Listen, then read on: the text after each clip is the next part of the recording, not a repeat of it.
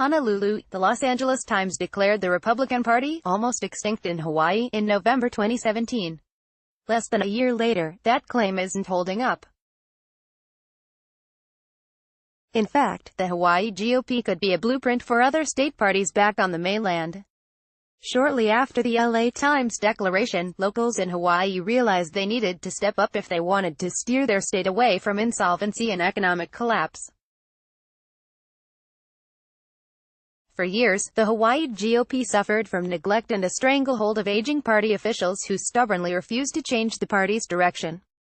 However, that didn't stop Shirley de la Cruz Santiago Ostrov, an Asian American from Oahu, from stepping up and taking control of the party in the spring of 2017 after being fed up by the state of the island's politics. Many probably aren't aware that Santiago Ostrov is one of only a few minority leaders of a state Republican chapter, and while the media likes to pretend that minorities, especially women, were turned off by President Donald Trump's rhetoric and policies, she isn't afraid to voice her support. "I've met President Trump and I support President Trump. Hawaii is no place to be a fair-weather Republican," Santiago Ostrov told the Daily Caller News Foundation.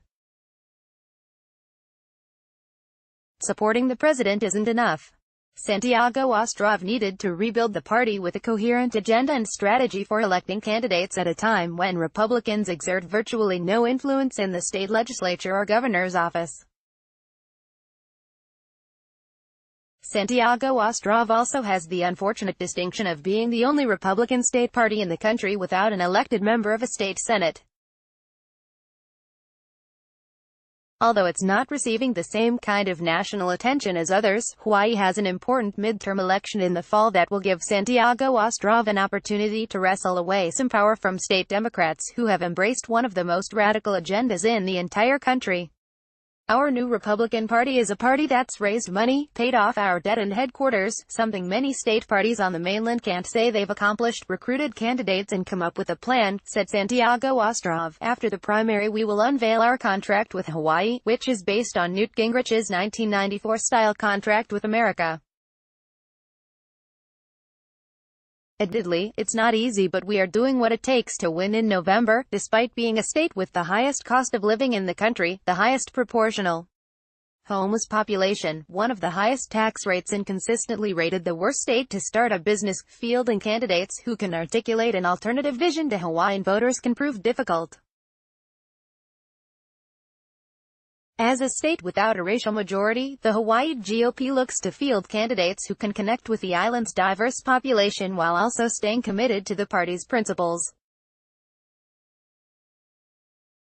Val Okamoto, a Japanese and Filipino mother who formerly worked as a special education teacher, is running for a state house seat in suburban Honolulu, and helping shatter Republican stereotypes at a time where her party is constantly labeled as racist and heartless.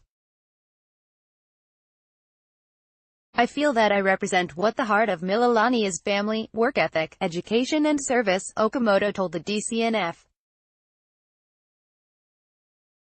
"Being a member of the minority party, I would help increase the visibility of the minority party's positions and ideas as solutions to the significant problems caused by 60 years of one-party rule, on top of representing my community and giving voice to its issues," she added.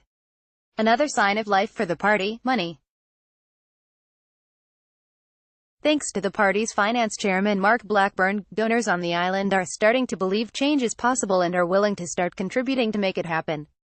Blackburn, who proudly displays Trump 2020 and Melania Trump bumper stickers on his car, not a typical sight in Honolulu, is also helping fund training programs for candidates who, like Okamoto and Santiago Ostrov, and the president, are outsiders.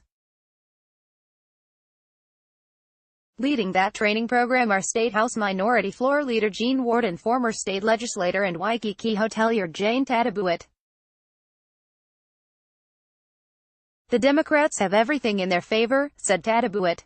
"They've drawn the lines in redistricting for decades, so there are so many seats in which a Republican can win no matter how great the candidate is or how much money have in the bank account. Then the Democrats benefit from the unions, which have the lists and resources that Republicans have historically lacked to identify and mobilize voters." Related, people slept on the job at the agency that terrified Hawaii with a false missile alert emails, but they have hope. Yes, the winds are against us. We know it's an uphill fight, but we have a fantastic slate of recruited and trained candidates, said Blackburn. Regardless of the results in November, the new Hawaii GOP is proving there's nothing inconsistent about demanding fiscal sanity, a secure border and public order while contributing to a new multicultural America. Hawaii is the most diverse state in the country. Our party embraces our state's rich diversity, which is actually reflected in our membership, our leaders and our candidates. We're black, yellow, brown and white, Santiago Ostrov told the DCNF.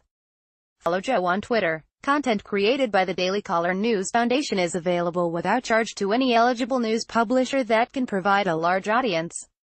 For licensing opportunities of our original content, please contact licensing@dailycallernewsfoundation.org.